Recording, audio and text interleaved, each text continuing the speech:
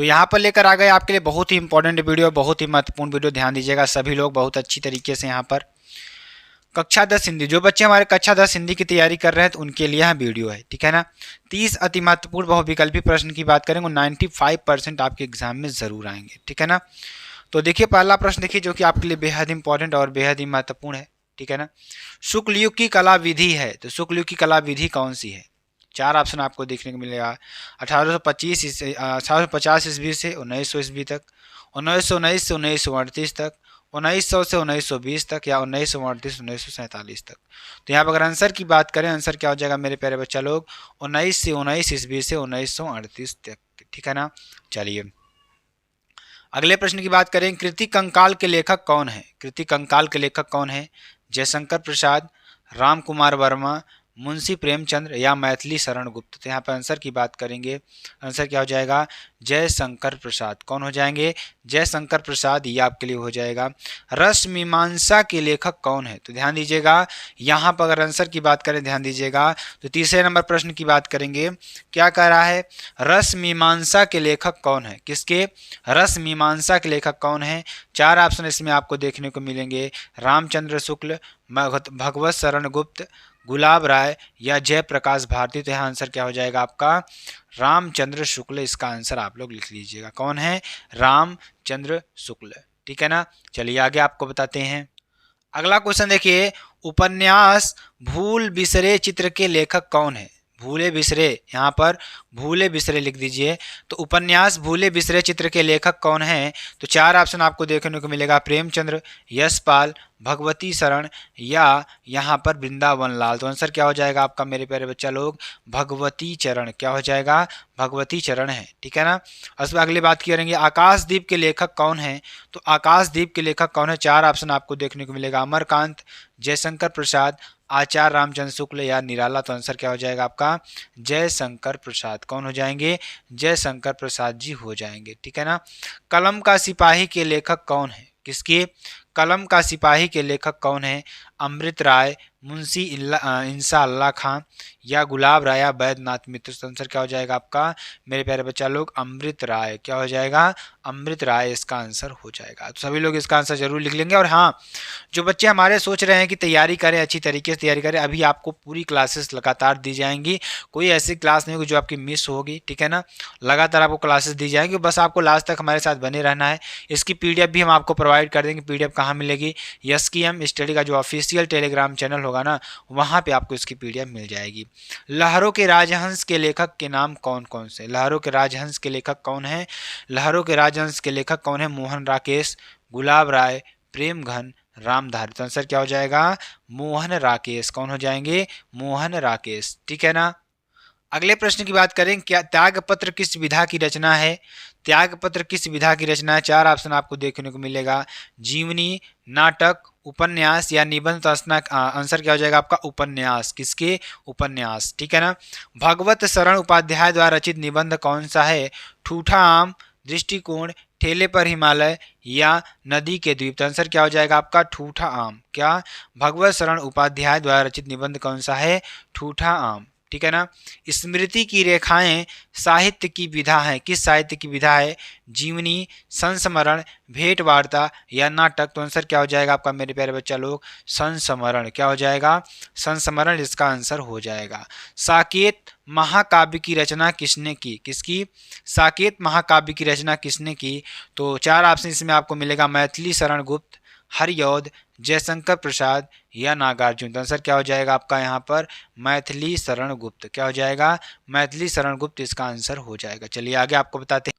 अगले प्रश्न की बात करेंगे। अगला प्रश्न देखिए, साकेत महाकाव्य की रचना किसने की? तो साकेत महाकाव्य की रचना आपको पिछले वाले प्रश्न से बताया। इसमें देखिए 12 नंबर प्रश्न देखिए, रामचंद्रिका की रचनाकार कौन है? रामचंद्रिका की रचनाकार कौन है? 4 ऑप्शन आपको देखने को मिलेगा। बिहारी, भूषण, केशवदास, मतीराम। तो यहाँ पर अगर आंसर की बात करें, आंसर क्या हो जाएगा? केशवदास। आंसर क्या हो जाएगा? केशवदास इसका आंसर हो जाएगा। अगले प्रश्न की बात करेंगे, 13 नंबर की बात करेंगे। निम्न में से प्रयोगवादी की 2 प्रमुख विशेषताएं कौन सी है? किसके? प्रयोगवादी की 2 प्रमुख विशेषताएं कौन सी है? घोर वैयक्तिकता, यथार्थवादी दृष्टिकोण, समाज का यथार्थवादी चित्रण या नारी के प्रति परिवर्तित दृष्टिकोण। तो आंसर क्या हो जाएगा आपका घोर वैयक्तिकता। क्या? घोर वैयक्तिकता। ठीक है ना। रीतिकालीन कवि कौन है? तो रीतिकालीन कवि की बात करेंगे केदार, भट्ट, पद्माकर, जायसी या कृष्णदास। तो आंसर क्या हो जाएगा आपका पद्माकर। कौन है? पद्माकर इसका आंसर हो जाएगा। चलिए आगे आपको बताते हैं। क्वेश्चन नंबर 15 की बात करेंगे। निम्न में से रीतिकाल की कला विधि कौन सी है? तो 1643 ईस्वी से 1443 ईस्वी तक, 1343 ईस्वी से 1643 ईस्वी तक, 743 ईस्वी से 1343 ईस्वी तक या 1843 ईस्वी से आज तक। तो आंसर क्या हो जाएगा आपका 1643 ईस्वी से 1443 ईस्वी तक। ठीक है ना। 16 नंबर प्रश्न की बात करेंगे, ध्यान दीजिएगा इसको भी। निम्न में से छायावाद युग का कवि कौन है? तो निम्न में से छायावाद युग का कवि कौन है? सुमित्रा नंदन पंत, दादुल दयाल, नरेंद्र शर्मा या कुदुपंत। आंसर क्या हो जाएगा आपका सुमित्रा नंदन पंत। ठीक है ना।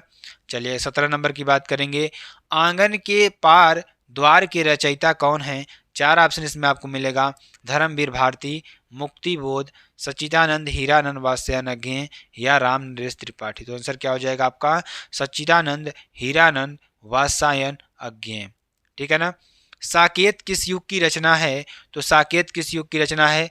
भारतेंदु युग की, प्रगतिवादी युग की, द्विवेदी युग की या छायावादी युग की। तो भारतीय जो साकेत है यहाँ पर द्विवेदी युग की आपकी रचना है। किसकी युग की? द्विवेदी युग की आपकी रचना है। ठीक है ना।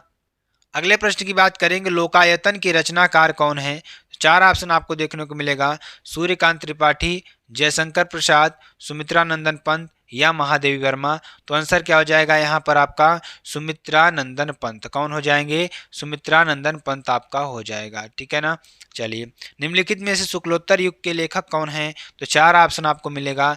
वासुदेव शरण अग्रवाल, प्रताप नारायण मिश्र और ध्यान दीजिएगा और कौन है यहाँ पर अगर देखा जाए तो बहुत ही इंपॉर्टेंट और बहुत ही महत्वपूर्ण है यहाँ पर वासुदेव शरण अग्रवाल, प्रताप नारायण मिश्र यहाँ पर प्रताप नारायण मिश्र और यहाँ पर श्यामदास। तो आंसर क्या हो जाएगा वासुदेव शरण अग्रवाल। ठीक है ना।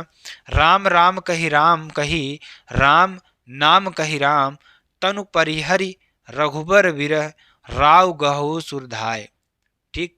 तो यहाँ पर कौन सा रस है? वीर रस, शांत रस, करुण रस या हास्य रस। तो आंसर क्या हो जाएगा करुण रस। ठीक है ना। रूपस तेरा धन केस पास में अलंकार कौन सा है? तो 4 ऑप्शन आपको देखने को मिलेगा। रूपक, उत्प्रेक्षा, श्लेष या उपमा। तो आंसर क्या हो जाएगा आपका रूपक अलंकार आपका हो जाएगा। ठीक है ना। चलिए आगे आपको बताते हैं। अगले प्रश्न की बात करेंगे।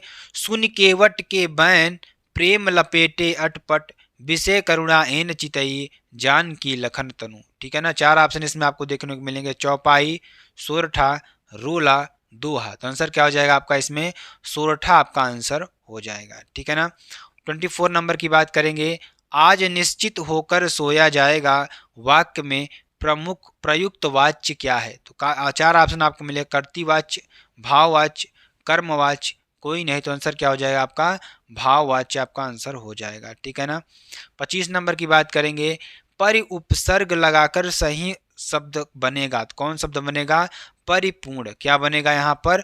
परिपूर्ण आपका बनेगा। ठीक है ना। इसको आप लिख लीजिए। चलिए आगे आपको बताते हैं। अनुचर शब्द में प्रयुक्त उपसर्ग कौन सा है? अन, अनु, अ, ग्रह। तो आंसर क्या हो जाएगा आपका अनु उपसर्ग हो जाएगा। क्या? अनु आपका उपसर्ग इसमें लगा हुआ है। पंचवटी में कौन सा समास होगा? 4 ऑप्शन आपको दिखेगा। कर्मधारय, द्विगु समास, द्वंद्व समास या तत्पुरुष समास। तो आंसर क्या हो जाएगा आपका द्विगु समास आपका आंसर हो जाएगा। ठीक है ना। 28 नंबर की बात करेंगे। गंगा यमुना का समास विग्रह कीजिए। गंगा और यमुना, गंगा प्लस यमुना, गंगा यमुना या यमुना प्लस गंगा। तो आंसर क्या हो जाएगा आपका आंसर हो जाएगा गंगा और यमुना। क्या हो जाएगा गंगा और यमुना। ठीक है ना। चलिए आगे आपको बताते हैं। बादल शब्द के पर्यायवाची हैं। तो बादल शब्द के पर्यायवाची क्या है? पीलांक, शस्य, तड़ित, चपला, आबुद, पयोद या दृष्टि बौछार। तो आंसर क्या हो जाएगा यहाँ पर आबुद, अबुद पयोद। ठीक है ना। ये आपको हो जाएगा। 30 नंबर की बात करेंगे। तद शब्द का सप्तमी विभक्ति बहुवचन का रूप होगा। तो यहाँ पर क्या होगा?